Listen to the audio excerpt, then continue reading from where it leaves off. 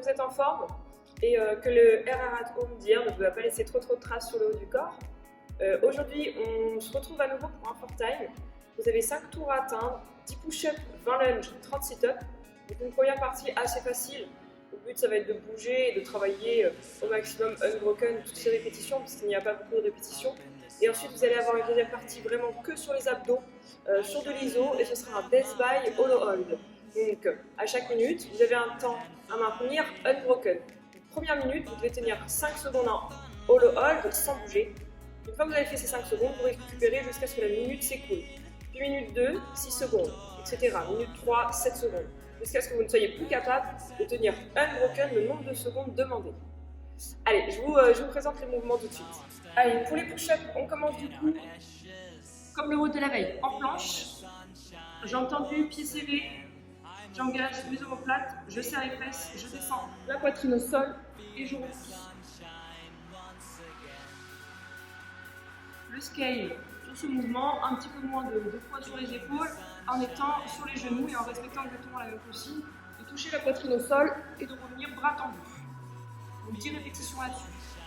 Deuxième mouvement, les lunges, sur place. Vous partez debout, vous envoyez un pied vers l'avant, vous descendez le centre de gravité de manière à ce que vos genoux soient à 90 degrés devant et derrière, vos genoux touchent le sol et je repousse fort dans la jambe avant. Et j'alterne à chaque fois les jambes sur les 20 répétitions. En RX, vous pouvez choisir de vous laisser avec un poids si c'est trop facile, et en skate, vous réaliserez ce mouvement à poids de corps. Troisième mouvement, vous avez des sit-ups à réaliser. Je m'assois sur les fesses, les genoux ouverts, les plantes de pied l'une contre l'autre. Je viens toucher le sol devant moi au départ. Les épaules sont au niveau de mes genoux, pas en retrait ici. Je viens me fermer complètement. Puis je viens dérouler le dos, m'allonger en déroulant chaque étage, toucher le sol, envoyer les bras vers l'avant pour revenir dans la position de départ. Je dois toucher le sol derrière et devant moi à chaque fois.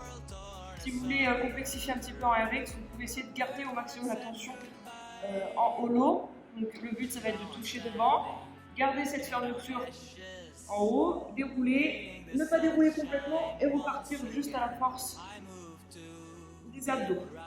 Il n'y a pas d'ouverture.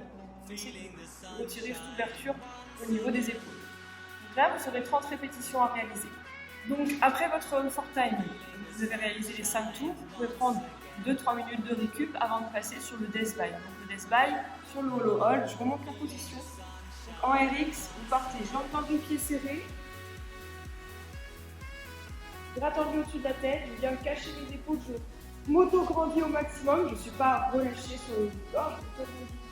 Vraiment, je pousse les doigts vers l'avant, je viens décoller les omoplates, puis je décolle les pieds. Et j'essaie de plaquer au maximum le bas du dos au sol. Et je tiens la position. En scale, ce sera la même chose, vous allez travailler avec les genoux à 90 degrés et les bras, vous allez pouvoir les placer en direction du plafond.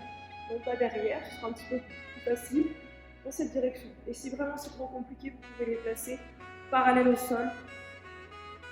Donc aujourd'hui, vous avez 2 parties, un fort time, 5 tours, 10 push-ups, 20 lunges, 30 sit-ups et ensuite, deuxième partie, un death by hollow hold. On vous souhaite bon courage pour ces deux petites parties sur le WOD. Un gros travail sur les abdos.